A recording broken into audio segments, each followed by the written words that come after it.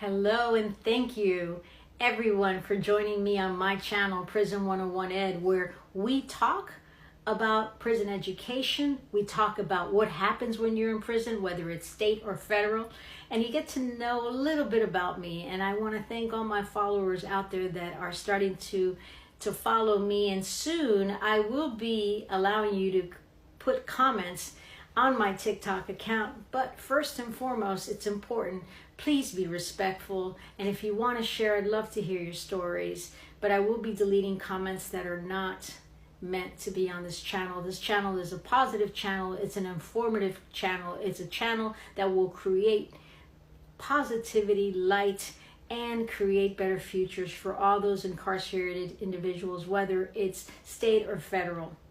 So what am I? I'm a prison advisor, I'm a prison consultant, and I'm a prison expert. And why do I do all these things? And it's because anybody that's in this industry or in this field, whether a man or woman, was incarcerated, it's the only way that they can actually produce any viable and any important information and help out the community and to help those that were incarcerated or are getting ready to get incarcerated. So today we're going to talk about something that they ask me all the time. What exactly happens once you're sentenced and once you sign a plea offer if you've been sitting on house arrest? Well, what happens is you're either going to be booked and you're going to go to jail. You'll be fingerprinted and you'll be booked and you'll sign all the paperwork that you need. You're going to go on the system. You're going to be cuffed and you're going to be transported to jail. Okay, within 2 to 3 weeks, you will sit there 2 to 3 weeks. It takes a while. They don't immediately send you to a federal prison or a state correctional facility. It takes a while, 2 to 3 weeks. During that time is when I use the time to prepare my clients. And what do I do? Well, it's basically all education. I'm preparing you to understand what actually happens within the first week that you are incarcerated, whether it's state or federal.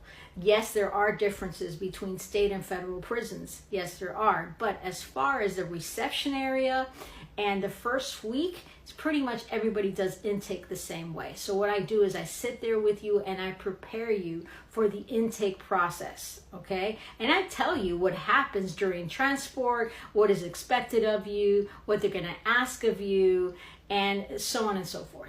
And you know what? While you're sitting in jail, the reason why I really try to connect with my clients at that point in time, which I believe is the most crucial time, is so that your mind is right, okay? You don't need to be going on all those negative spins, thinking that, oh my God, what is going to happen to me? And you can't help but listen and you know, to listen to commentary of people that have never even been incarcerated. So I definitely don't want you in their ear, okay? I don't want you listening to them.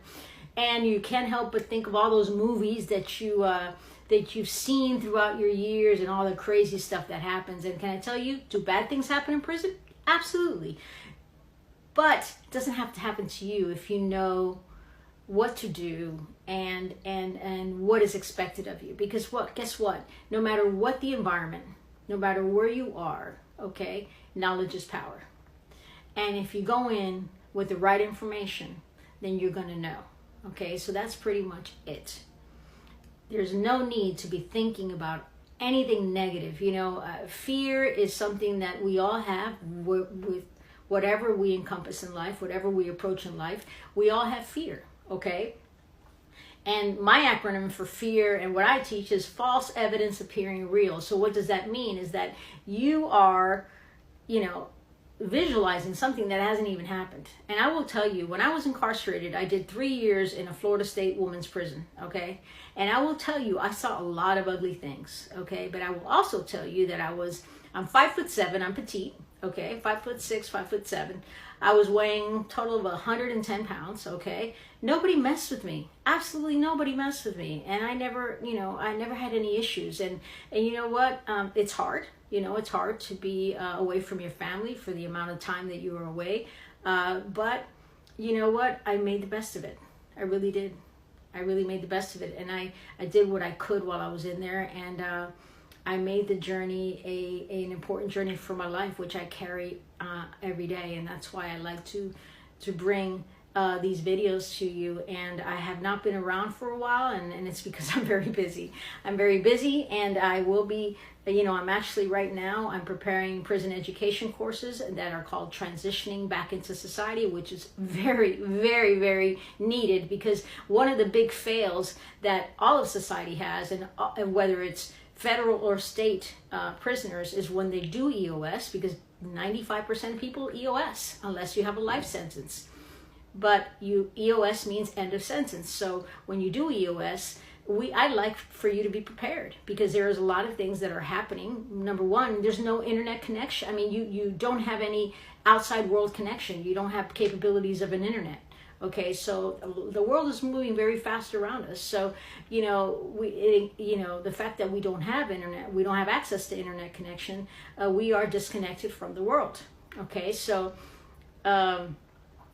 transitioning back into society, which is a course I'm preparing nationwide, is specifically addressing all the things that you need to be prepared for once you EOS, once you exit those gates, and so you can be successful and you can start a new life. Okay, you do the time, which is fine, but now you have a new life and you can look forward to it, and you're entitled to. And I don't want you going back. I don't want you to be that double-digit recidivism rates going back. Okay, I don't want you to go back. But the reason people go back is because they really don't have the resources to be able to stay out into this beautiful world and be able to survive and be able to support themselves and their families. And that's where I got you. Okay, so thank you once again for following me. If you know of somebody that needs a prison consultant, your attorneys, criminal attorneys should have prison consultants that they refer. And if not, you know what? You know where to find me. Link is in my bio.